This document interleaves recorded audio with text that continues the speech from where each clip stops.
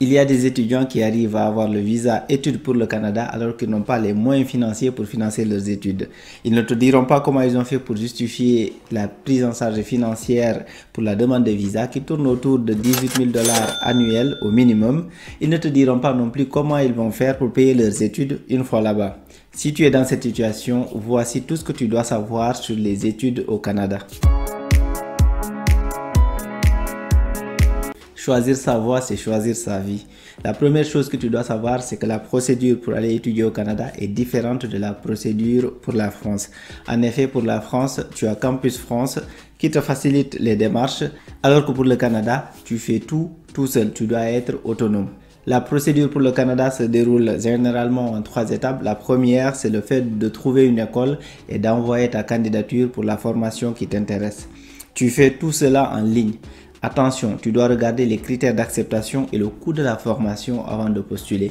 Le Canada, c'est un pays particulier. Il y a des provinces qui parlent français comme le Québec. Tu en as d'autres qui parlent l'anglais. Pour celles qui parlent anglais, tu dois faire attention car parfois ils peuvent te demander un test en langue. Et pour valider ta candidature dans une formation, tu dois payer les frais de dossier pour que l'université se penche sur ton dossier pour t'apporter une réponse positive ou négative. En général, si tu remplis toutes les conditions, tu auras une acceptation qui te permet de passer à la deuxième étape qui correspond à l'obtention du certificat d'acceptation, aussi appelé CAQ pour la province du Québec. Pour le CAQ, il y a des écoles qui peuvent te demander de payer encore une fois une partie de ton inscription. Dans ce cas, tu vas devoir virer une certaine somme, environ 3 000 $ canadiens par exemple, en moyenne pour recevoir l'attestation d'acceptation que tu vas déposer pour ta demande de visa au sein de l'ambassade. Il faut bien retenir cette information. Jusque-là, tu n'as pas dépensé beaucoup d'argent. Si tu es tombé sur une école qui t'a demandé de payer une partie de ton inscription pour recevoir ton CAQ, tu n'as pas de chance, mais sache que comparé au coût global des études au Canada, tu n'as encore rien dépensé. Et là, on arrive à l'étape cruciale de demande de visa qui correspond à la troisième et dernière étape pour les démarches études pour le Canada. C'est à partir d'ici que ça se complique. Pour la demande de visa études pour le Canada, il faut que tu aies quelqu'un qui va te prendre en charge, qui va te faire une attestation de prise en charge, qui va couvrir les frais d'études et de subsistance une fois au Canada. En introduction, je t'avais dit que les études au Canada ne sont pas gratuites, elles sont payantes. Tu vas trouver des coûts de formation à partir de 18 000 $ annuels et ça peut monter jusqu'à 90 000 $ par année. Selon le prix de la formation, pour faire simple, celui qui te prend en charge doit avoir cette somme dans son compte bancaire. Soit 18 000 $ si tu dois payer 18 000 $ pendant une année d'études pour ta formation. Le problème avec la prise en charge financière, c'est que tu ne peux pas prendre n'importe qui pour te prendre en charge financièrement.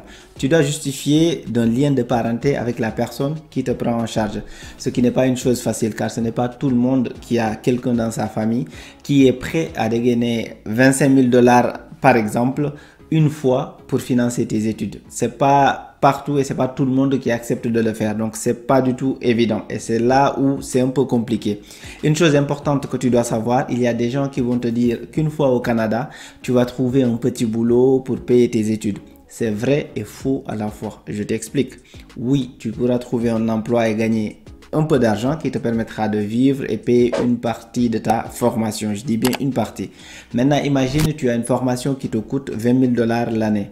Tu travailles chaque jour et tu gagnes 2 000 $ pendant le mois. Tu économises 1 200 et tu dépenses les 800 $ dans le loyer, la nourriture, les factures, etc. À la fin de l'année, tu auras en tout économisé 12 000 $, ce qui est loin des 20 000 $ nécessaires pour payer ta formation. Sachant que tu payes par session, si tu ne payes pas la totalité de la session en cours, tu ne pourras pas commencer la session suivante.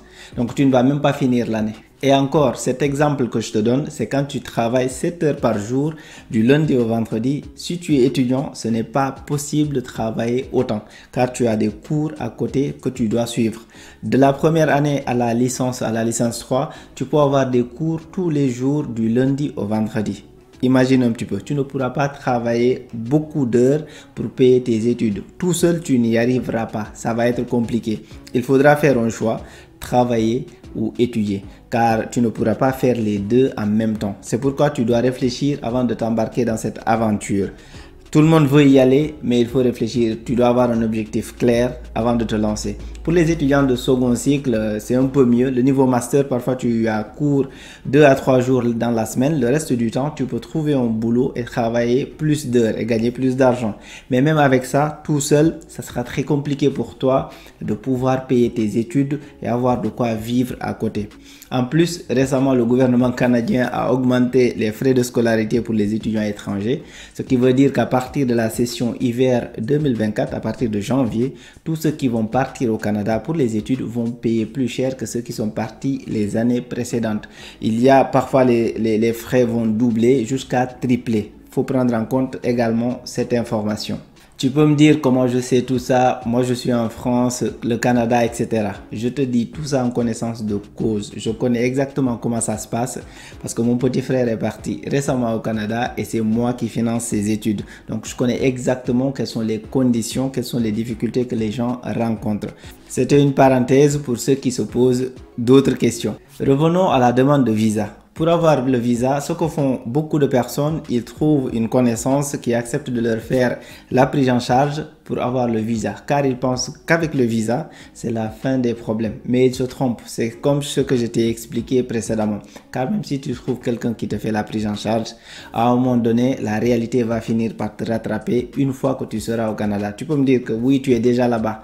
Mais si tu vas là-bas et que tu ne continues pas tes études, tu vas te retrouver à faire des boulots de merde à côté. Les gens pensent qu'à l'étranger, c'est des boulots, peu importe. C'est des boulots qui te permettent de gagner de l'argent, donc c'est pas des boulots de merde. Si, il y a des boulots de merde. C'est mieux de faire des études, d'avoir un boulot qui te permettra de bien vivre et de ne pas avoir un travail dur physiquement. C'est la raison pour laquelle, une fois au Canada, des étudiants se retrouvent dans une vraie galère. Il y a des étudiants qui abandonnent leurs études car ils ne peuvent pas payer.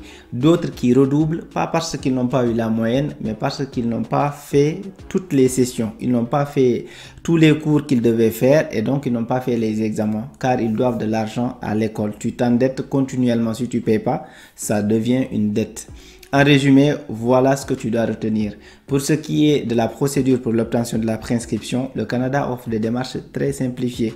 C'est facile à avoir la préinscription. Il s'agit de contacter les écoles directement via leur site internet, de lire les conditions d'accès pour chaque formation, de remplir un dossier de candidature, de payer des frais de dossier et d'attendre la réponse de l'établissement. C'est assez simple. Le temps d'attente varie selon les universités, mais il est assez rapide. Ils sont assez réactifs dès que tu postules. En revanche, et à la différence de beaucoup de pays comme la France, le Canada, les études ne sont pas gratuites. Les études supérieures sont payantes. Ça, c'est le système américain en général. Comme évoqué tantôt, le coût des études varie en fonction de la formation que tu auras choisie. Tu peux avoir des formations à 18 000 $, comme tu peux avoir des formations à 45 000 ou à 90 000 $ l'année. Faut bien réfléchir, faut bien regarder avant d'envoyer ta candidature. Et ça, c'est juste pour payer tes études, ton loyer, la nourriture, et j'en passe, n'en font pas partie. Tu auras besoin d'une autre somme pour vivre. Pour la prise en charge financière, mieux vaut le faire avec un membre de ta famille qui pourra te dépanner au besoin. La règle, c'est que si une personne tierce qui te fait la prise en charge, cela peut marcher. Mais tu risques de te retrouver dans une situation difficile une fois au Canada. Une fois là-bas, si tu es étudiant du premier cycle, c'est-à-dire des personnes de première année à la licence 3, comme je l'ai dit, tu ne pourras pas payer tout seul tes études. Il faut avoir quelqu'un qui va t'aider parce que tu auras besoin d'avoir quelque chose dessus de quoi vivre. Si tu es au niveau master par contre, tu peux avoir moins de cours et avoir plus de temps pour travailler. Mais le plus sûr dans tout ça, c'est d'avoir au moins une personne capable de te payer ta première session, le temps que tu t'adaptes et que tu comprennes comment fonctionne le pays. C'est ce que font beaucoup. Ils t'aident, quand tu as un frère, il t'aide, il te paye la première session et après, il te laisse te démerder. Et quand tu as des problèmes, il te dépanne. Mais aller à l'aveugle sans personne derrière toi, c'est très risqué. Je dis à personne de ne pas y aller. Si vous avez l'occasion, allez-y. Mais voilà les conditions. Il faut savoir parfois prendre des risques mesurés. Sinon, si tu es intéressé par la France, j'ai fait quelques vidéos sur la procédure Campus France. Tu peux aller dans la chaîne, tu vas retrouver les vidéos. Et si tu cherches des informations détaillées sur la procédure Campus France, tu connais El Ibra, la chaîne YouTube de El Ibra, tu peux y aller. il donne les détails de chaque étape. Il donne plus de détails parce que c'est sa spécialité, sa chaîne. Grâce à sa chaîne, grâce à lui et ses conseils, des milliers de jeunes ont réussi à faire la procédure, à la réussir et à venir en France. Donc, si tu es intéressé par la procédure Campus France, tu peux aller dans ma chaîne, il y a quelques vidéos. Sinon, tu vas aussi voir la chaîne de El Ibra, tu peux t'abonner. Lui, il t'explique en détail toutes les étapes de la procédure Campus France. Pour ce qui est du Canada, voici tout ce que tu dois savoir. Dis-moi ce que tu en penses en commentaire. Est-ce que cela t'intéresse? N'oublie pas de t'abonner et de mettre un like. Merci et à très bientôt.